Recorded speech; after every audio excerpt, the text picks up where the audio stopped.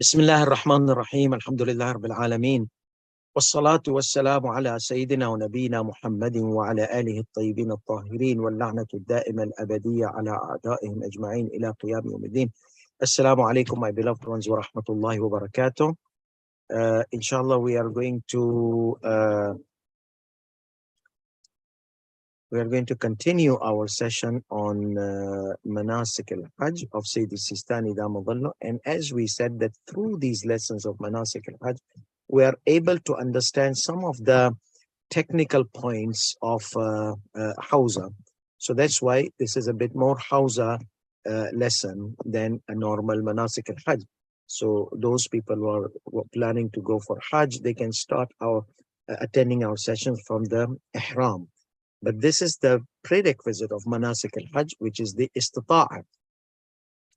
Now, I want you to just focus on one thing, because if you don't understand this, it will be difficult to understand some Manasik al-Hajj. And this is where the Hawza part comes. As those who have studied Ilm al-Usul, we have conditions and we have obligation, the hukum. So we have mawdu', we have the causes that makes the obligation activated. Like Hajj is wajib in Islam on every Muslim. Yes, but not activated. There are conditions, they make the obligation activated, then you have to go. Fasting is obligated on every Muslim, but not now. When you sight the moon of holy month of Ramadan, or you have the knowledge that the holy month of Ramadan is entered. And not for the child, and not for the traveler, and not. So if you sight the moon, condition number 1. If you are not traveling, condition number 2. If you're not sick, condition number 3. If you have reached the age of puberty and adolescence, number 4.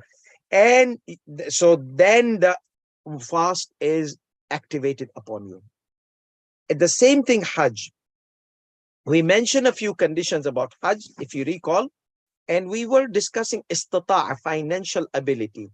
Enough money that can take you, bring you back, and let you use the money there, plus their financial security of the family. So if you have money for going and coming back, we assumed it $10,000 performing the Hajj, but your family will starve, there's nothing for them, then Hajj is not wajib upon you. You are not mustati'. Okay, so let's say all the conditions were there and you were not mustati'. This is the technical point I want you to focus on. Okay, everything is there, but you are not mustati'. What does that mean? That means Hajj has not become activated on you. That means Hajj is not wajib on you. So if you do Hajj and Hajj has not become wajib upon you, it is similar to offering Salat al-Dhuhr 10 o'clock in the morning. Okay, similar to offering Salat al-Maghrib 2 o'clock afternoon. The time has not set, the condition has not set, the obligation has not been activated. Wait until the obligation is activated, then do the wajib. Similarly, fasting. The fasting is like now, you say, I want to fast the wajib fasting of the holy month of Ramadan, not qada, the wajib. We say, no, it will be invalid because the obligation has not been activated. You see? So that's the whole idea. If you understand this concept, the upcoming masail of Sayyidi Sistani, and maybe some of the few masail left, they are related to istita'a, financial ability, besides all the other abilities we mentioned. I mean, all the conditions. What does that mean? That means we can put two scenarios. You did Hajj and you were not mustati'. In this case, your Hajj will be correct, but it will not be the Hajj of Islam, because Hajj is mustahab anytime. But when does the wajib Hajj, the obligatory Hajj, become activated? That is when you have all the conditions, including the financial ability. You got it? Including the financial ability. So if the financial ability is not there, what does that mean? That means that the Hajj is not activated. That means if you go for Hajj, some ulamas might say Hajj is invalid because it's not obligated. Like Salat offering 10 o'clock in the morning, Dhuhr, like fast of the holy month of Ramadan, Ada fast, fasting in Sha'ban, that not Qadha, Ada. The fast is invalid because the fasting of the holy month of Ramadan, Ada, must be inside the holy month of Ramadan. So why? Because that's the condition. If the فَمَنْ شَهِدَ مِنْكُمُ الشَّهْرَ فَلْيَصُمْهُ. If you witness the month, that means you witness the entrance of the month, then you fasted. So if you're not, then the known fast, that it's not known fast, then fasting is not obligation. It's recommended fast. Same thing. If you go Hajj and you're not mustati', your Hajj will be correct. Not like Salat will be invalid. No, fasting will be correct, but it will not be considered the obligatory fasting. You need to fast in the holy month of Ramadan. So this will not be the obligatory Hajj, which you need to perform by having the ability. Istita'a is the condition of Hajj. Because many of our students, they get confused in some of the masail. They say, okay, if I'm not mustati', if somebody gives me money, I'm not mustati'. Yes, but remember the previous rulings, we said somebody gifted you money, okay, and precise for Hajj, that means your istita'a was, he is giving you istita'a. He's providing you the condition of obligation of Hajj. Somebody gives you a loan, that kind of loan, which is like very like, it's like your own money. You have to pay in a very easy installments. So it's not like the big deal of loan, which you are not going to be in difficulty and hardship. So you got the money of loan, though it is not yours, but you have been given the permission to use it. That means you are going to own this money in future by paying off the loan. That means you have the istita'a. That's why, because many people, they say, okay, how can a person go Hajj with borrowing money and and he's not able to buy himself? Yeah, but when you borrow money, you become mustati'. So istita'a is a condition that makes the first Hajj, the obligatory Hajj, obligatory and becomes sufficient. If you don't have istita'a and you go for Hajj, your Hajj is correct, like your fast was correct, but it is not considered the first obligatory Hajj. It's considered mustahab Hajj, one of your mustahab Hajjs. Okay? As fasting, you fasted before holy month of Ramadan. Yeah, that is mustahab fasting, but it's not the holy month of Ramadan fasting. If you make an intention of holy month of Ramadan fasting, then it will become invalid according to some scholars. Some scholars might say, no, it will be considered mustahab. Allah will reward him. But in Salat, you cannot pray Salat al-Dhuhr before the noon.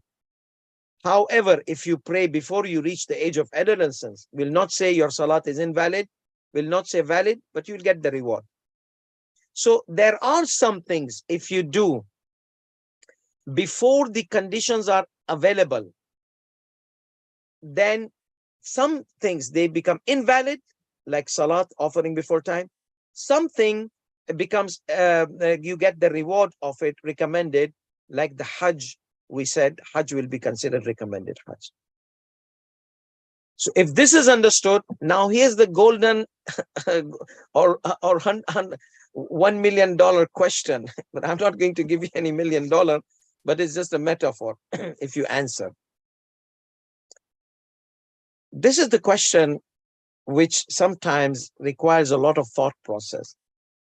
If somebody is not, if the somebody Hajj is not wajib upon him, how will he even go to Makkah, okay, and perform the Hajj? Remember, there was one scenario which was saying that if you borrow money and it is going to be a cause of difficulty and hardship, then Hajj will not be wajib. If somebody gives you gift, but he's going to insult you, humiliate you, Hajj is not going to be wajib upon you. So one can picture that if I go Hajj and bear the humiliation and insult and all those haraj and mashaqqa and difficulty and hardship, but I go for Hajj, will that Hajj be counted as my first Hajj, obligatory? Here, this can be an application of Hajj not being wajib upon you. You went there with difficulty and hardship, which you are not supposed to. Okay, you are exempt. The obligation did not fall upon you. The obligation was not activated because why? Because the you did not have istita'a. The istita'a, if there was haraj and mashaqqa and difficulty and hardship and problem, then the istita'a has gone away.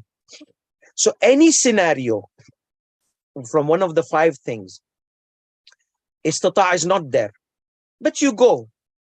So what does that mean? Istita'a is not there, wajib is not there, wujub is not there, and you go and perform the Hajj. So this Hajj, if this applies to the rule which I mentioned, if you're not mustati', the obligatory Hajj will not be dropped from your shoulder, from your responsibility. So these are certain pictures we have to think, how can a person even be in Hajj and he's not mustati'? Okay. Another scenario can be like this. Somebody was not mustati'. He was, some of the hyperbolic Irfani group came and they tranquilized him and they want him to become mu'min or perhaps hyperbolic Irfani like them. And they said, guys, let's take this guy to the Hajj. Take him to Makkah. Okay. Just let's tranquilize him. Let's give him something, sit him in the plane. And in this case of drug, he doesn't know where it is. And in Makkah, he wakes up his eyes. Oh, he's there. Or in Miqat. This is just a hypothetical example. I'm trying to bring the picture close in your mind. How can somebody do Hajj and he's not mustati'? This can be a hypothetical scenario. Okay. So oh, where am I? Congratulations, Hajj. But I'm not mustati'. Well, just do Hajj with us. Bond with Allah. But I'm not mustati'. Okay. So if you do your Hajj, it will become considered mustahab, not wajib. Why did you guys drag me and this and khalas, Baba, free Hajj?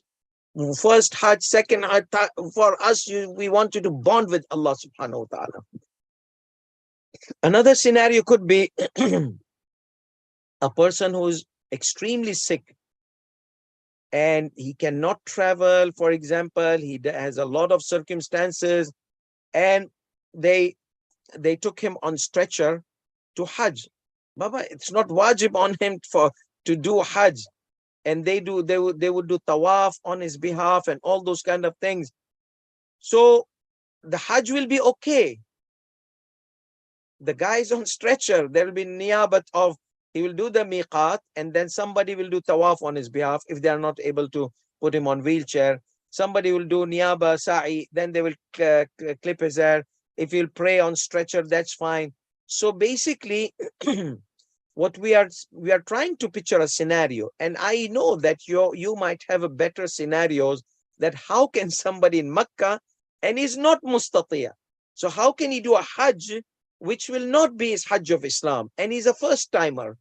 That's the thing we are trying to figure out from the words of Sayyidi Sistani Damadullah, which I'm going to go through today.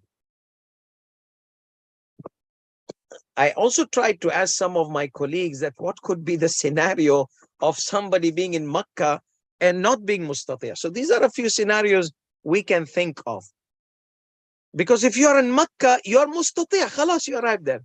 Yeah, one scenario, one of the caravan leaders, group of caravan, he mentioned that we, like from Qatar, nowadays you have to go there, meal is ready, food. But in our days from Iraq and from Doha, even in Pakistan, they would take a chef with them, a cook. So instead of buying expensive food, the food will be cooked. And surprisingly, to feed the Hajj is very highly recommended there because these are guests of Allah. The same way you feed the guest of Imam Hussein alayhi salam, you feed the guest of Allah. So every day one Haji will say, the food is on my behalf today. The food is on. because the cooking will be cheap, so they will afford. But now buffet, nobody will say the today's buffet is on me because that's too much. There are some rich people, they do that, but you don't have to do that. Just give the money to the poor, let them pay for their buffet. They have paid the package for Hajj. But when you go from Pakistan, still some of them, they take their chefs with them, they provide them pots and everything and food, and it becomes way cheaper for them to feed the Hajjaj. So taking the chef, taking cleaning guy, taking servants, carrying bags, this and that with you to Hajj. Your purpose is not their Hajj. What they used to do, they used to go with them and do their Hajj. Some Maraja, they allow this. Some Maraja, they don't allow this. Okay? So this is one of the scenarios that poor guy's Hajj, because he's poor guy, he can't afford. So he goes there, he does his Hajj, and then he said, congratulations, you still have to do Hajj when you're Mustati'a, because you're not Mustati'a. We brought you for the working. So here, how can this poor guy's Hajj be corrected? The caravan leader should say that I am gifting you the Hajj. You don't have to accept it. But remember, gift can be taken away unless if it was conditional gift. So I'm giving you this Hajj gift, number one. Irrevocable gift that I promise you, I make swear I'll never ever take it away from you. Okay? And the third thing, but I have a condition. This condition is that you help me in cooking, you help me in cleaning, you help me in carrying bags. So that will be not part of a deal. Okay? That will be part of a condition, side of the deal. The deal is the gift contract, revocable, condition unrevocable, because remember, if it's not arham, it's not relative, the gift can be revoked. Remember that your friend, you gave him gift, Hajj, and then you fought, and halfway he said, give me my gift back. Well, I'm in miqat. Give me my gift back. I gave you gift. But if it was, unless if it was consumed, the whole amount, then he cannot get it back. So we said that gifts of relatives, they are fixed. They cannot be revoked. So this cook, chef guy who's going to cook for you, he's not your relative. So then in the halfway you say, I'm taking the gift away. Then the guy will Hajj, do the Hajj, but he will be, his istita'a will be deactivated. What does that mean? That means his Hajj will not be the first timer's Hajj, it will be mustahab Hajj. So that could happen.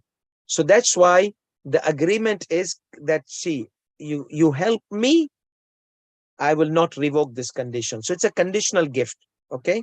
You help me with cooking, cleaning, all these things, and I am paying all your expenses of Hajj. I'm giving you a gift. This is what normally many caravan leaders who know the law, they do. But if you tell, I need somebody to cook and clean, come. He goes there. He says, okay, I'm now here. He was not mustatiya.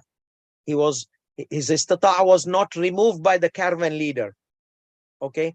The caravan leader did not say, I'll pay for your sacrifice, I'll pay for your ihram, I'll pay for all your expenses or part of the expenses, that I'm giving you gift. So you don't have to worry about accommodation, all I'll take care of it. The caravan leader says, you come, cook and clean and help and do whatever you want to do with your Hajj. So he did not, the agreement was not Hajj. All the previous masail we discussed, it was like provider of the Hajj, provider of the expenses, provider. The Hajj has been a topic of the providence. So here, today's ruling, Hajj is not part of the deal. Okay? You went to cook and clean and do those kind of things free of charge, voluntarily. You found out that you are in miqat, you did your ihram, you found out that you are in Makkah, you did tawaf, everything was voluntarily. This is in Arabic, they call tatawwa'an. So if that is understood, let me read the ruling of Sayyid Sistani Dama Dhullo. And that is ruling which you can see here, ruling number 57. So ruling number 57 says, إذا لم يكن مستطيعا. He was not mustati'. He was not able to go for Hajj. He did not have the capacity. So is Hajj wajib on him? No. Hajj is not wajib on him. It's not obligatory. If he goes, it will not be considered obligatory Hajj. فَحَجَّ تَطَوُّعًا. He did Hajj voluntarily. Okay? As I mentioned, people, they take doctors with them, but they tell them that we are going to take care of your Hajj, you take care of our patients, you take care of cooking. But let's say this agreement was not done. Okay, Hajji of the caravan leader came, can you come with us for cooking and training at this? Yeah, I can. The guy did not make this agreement. The Hajji did not make this agreement of gifting the Hajj. Gifting agreement is very important. Okay, there's no agreement of gift. There's no agreement, I'm going to provide you Hajj, you provide me your services. That kind of thing was not there. Okay, this is one scenario. Other scenario, أو حج عن غير تبرعا.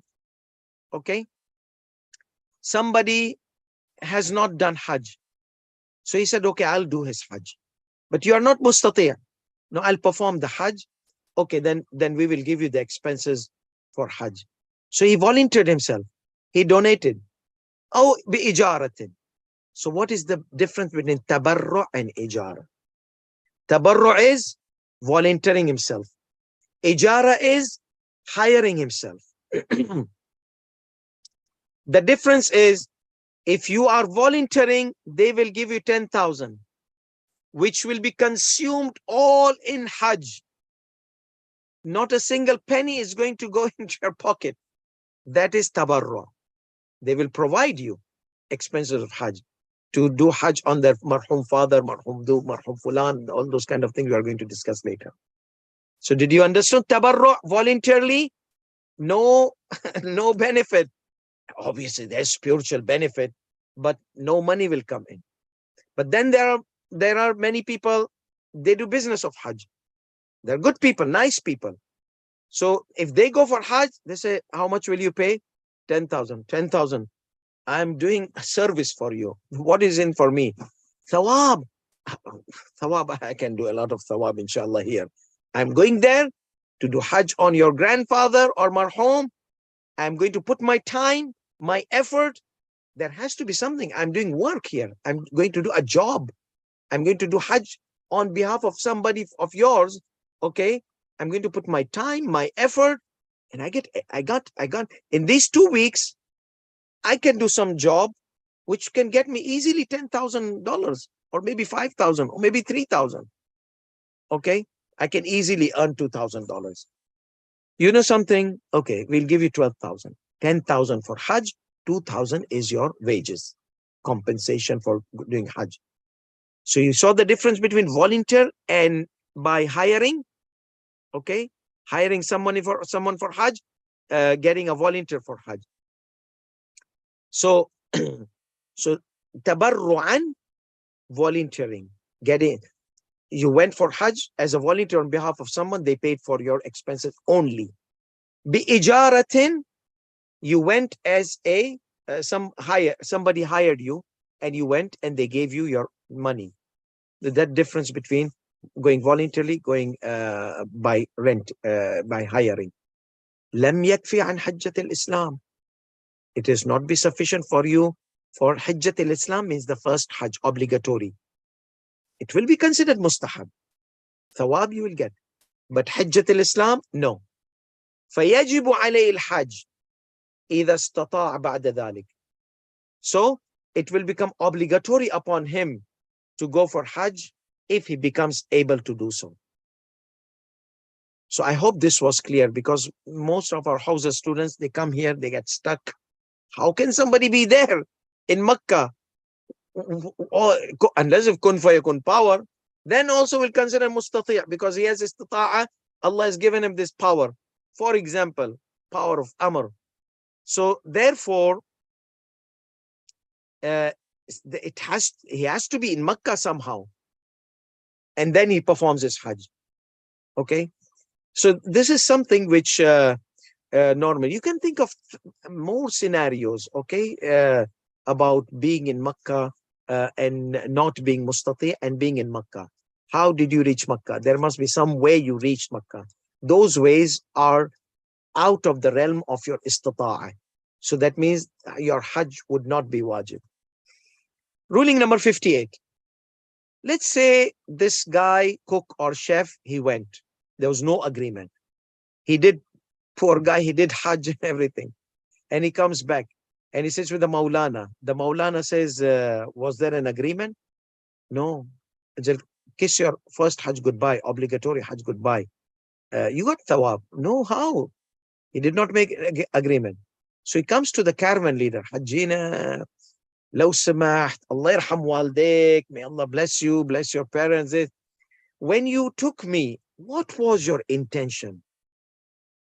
If he says, my intention was that I would take care of every expenses of Hajj of yours on a condition you help me out, then his Hajj will be considered okay. Okay. If he said, no, I just wanted you as a chef, I don't care about your Hajj. Okay. So that means Hajj was not provided to him. Remember, providing and going without providing. So here, ruling number 58, our scenario was the chef. We'll use the same chef guy here. So the scenario went for Hajj thinking that his obligatory Hajj is not done. Then he comes, asks the caravan leader. The caravan leader says, no. I provided. When I said, come with us, I meant come with us, do your Hajj and help us. So I'm providing you not just transportation. No, everything you need in the Hajj, I'm providing you. So you were literally mustati'. إذا اعتقد أنه غير مستطيع. Okay. He thought that he was not mustati', not able to, ability not available. فحج قاصدا امتثال الأمر الندبي. So the chef went, how? Just doing fi sabilillah, qurbatan lillahi ta'ala, mustahab Hajj. So his intention was mustahab, not wajib, because he was not told by the caravan leader that he's providing. Okay. ثم بان. After that, it appeared to him. What appeared to him? ثم بان أنه كان مستطيعا أجزأه ذلك. If it appears later on that no, he was mustati', okay, then it will be sufficient for the first Hajj, Hajjat al-Islam. Some say Hajjat al-Islam, some say Hajjat al-Islam, okay? Because Quran says, وَلِلَّهِ عَلَى نَاسِ حِجُّ الْبَيْتِ. My teachers have been saying Hajjat al-Islam. If you say Hajjat al-Islam, that's the Maulana, okay? So, أجزأه ذلك. That will be sufficient. وَلَا يَجِبُ عَلَيْهِ الْحَجِّ ثَانِيًا. Hajj will not be obligatory upon him after this. So, but he did not make intention of wajib. He made intention of mustahab. Yes, but the Hajj was activated upon him. He was mustati'. That means whatever he would do, it will be considered wajib. How? Holy month of Ramadan. Somebody doesn't know. He thought, oh, 15th of holy month of Ramadan. I don't want to fast the holy month of Ramadan fasting on this day because it's 15th of the month and it's highly recommended. He said, Ya Allah, I'm going to fast this month recommended fasting and give the gift to Imam Hassan al-Mujtaba alayhi salam for his birthday. Or he said, no, I'm going to fast my nether, which I have a vow pending fasting or something like that. So will his fasting be invalid? No. So the Maraja, they say, لا يقع في شهر رمضان صوم غيره.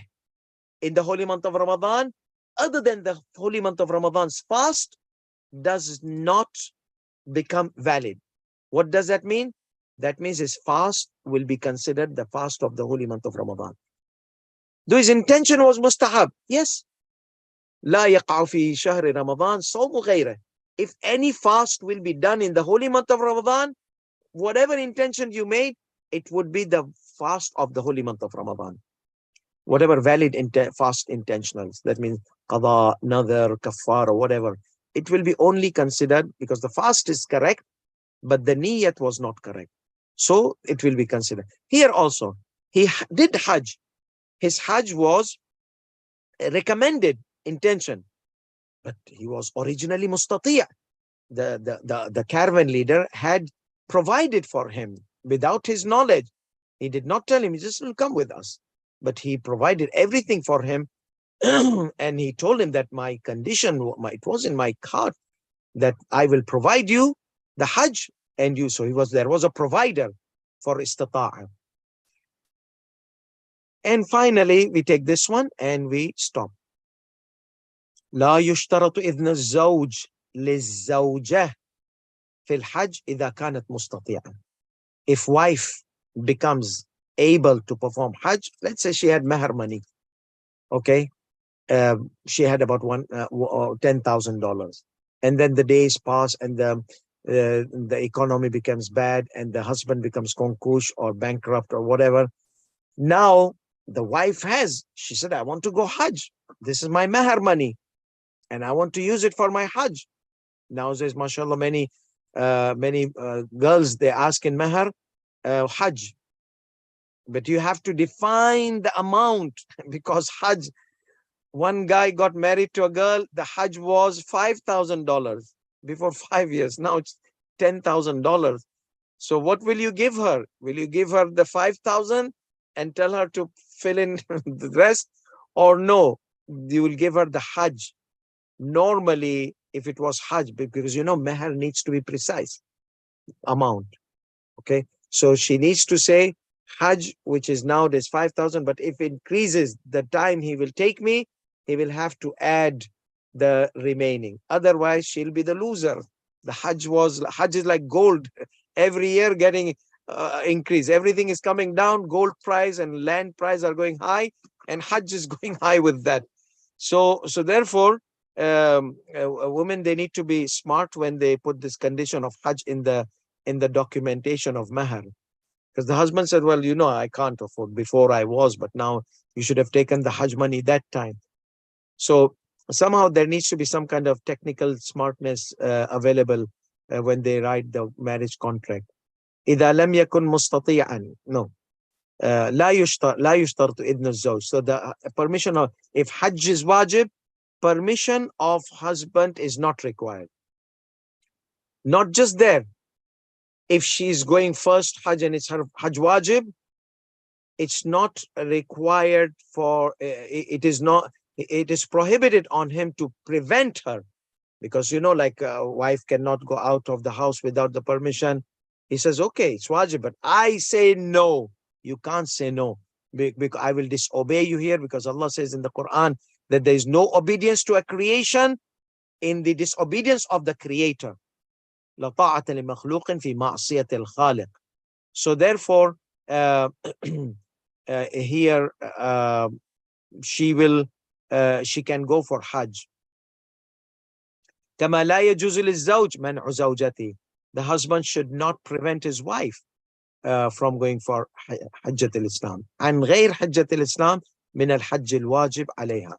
So حجة الإسلام, we know she doesn't need permission, he should not stop. What about other Hajj? Other Hajj, no. She needs permission. If he stops, she can't go unless if it was obligatory also. How? She made nadar, a vow. If God gives me this, I will go for Hajj. God gave her. So now she has to go. So Hajj has become wajib upon her. So this is something which these are exceptional cases. Hajjat al-Islam or Hajj became wajib accidentally due to some oath or qasam or something. نعم يجوز لو منعها من الخروج في أول الوقت مع ساعة الوقت. Yes, he can stop her from going from the first Dhul Hajj. Because when are the days of Hajj? 8th Dhul Hajj. For example, I'm giving. So he said, okay, you want to go? You leave 7th Dhul Hajj. Because 8th Dhul Hajj at night, people go for Arafat and the 9th. However, if she does not have any caravan, she cannot go alone, and this first Dhul Hajj is the deadline she has, then he cannot stop her on first Dhul Hajj. Though the Hajj days are when? On 9th, but she doesn't have any ways she could fulfill her wajib by going on 8th or 7th, or she has to go with this caravan. Then he cannot stop her. But if she had options, then she has to delay her options. If no option, whatever earliest option she got, or the latest option she got, she has to take that option. نعم يجوز له منعها من الخروج. Yes, it is permissible for him to prevent her from going في أول الوقت, from the first days, okay, early days. مع سعة الوقت, as long as the time is there, that she could arrive on time in the Holy Lands. And this is, as I said, it's relative issue. Maybe someone can arrive 8th Dhul Hajj, maybe someone cannot. It all depends. والمطلقة الرجعية. والمطلقة الرجعية, the divorce. You know the divorce, there are two types. One divorce is khalas, immediately, as the Maulana says, she's divorced. The one who I'm representing is divorced, khalas, then totally detached relation. She's a foreign woman for him. She's na mahram, not mahram. Other types of divorce is called raj'i, talaq raj'i. What does that mean? That means if somebody divorces his wife in 3 periods, 3 monthly periods time, he can revoke the divorce and she can become his wife. Just by doing any intimate touching out of lust or whatever, or saying, I've revoked the divorce, finish, the divorce gone. So they are husband and wife. So raj'iyya, the divorcee woman in raj'iyya is as the wife. She's in a probation period, where transitional period, where she's his wife and not his wife, but she has to listen to him. If he, whatever duties and responsibilities of husband and wife are applicable in the scenario of revocable divorce. So she's still there. She's still a husband. So he says, and again, for the Hajj, which is not wajib, she has to take permission from her. But he has divorced me. No, still you are in that probational period. Because zawja ma damat fil idda. As long as she's in the idda period of revoking, then she is still considered as wife completely, except that it's a probational transitional period of detachment. They can psychologically prepare themselves to leave amicably, with harmony, not with fight and grudges and all those kind of things. So it's a transition. Khalas, that's done. So now let's calm down in this period. And if they calm down and whoopsie daisy, they just want to come back, khalas, that's the thing. That's why Allah subhanahu wa ta'ala kept this buffering period or grace period. وآخر دعوانا الحمد لله رب العالمين وصلى الله على محمد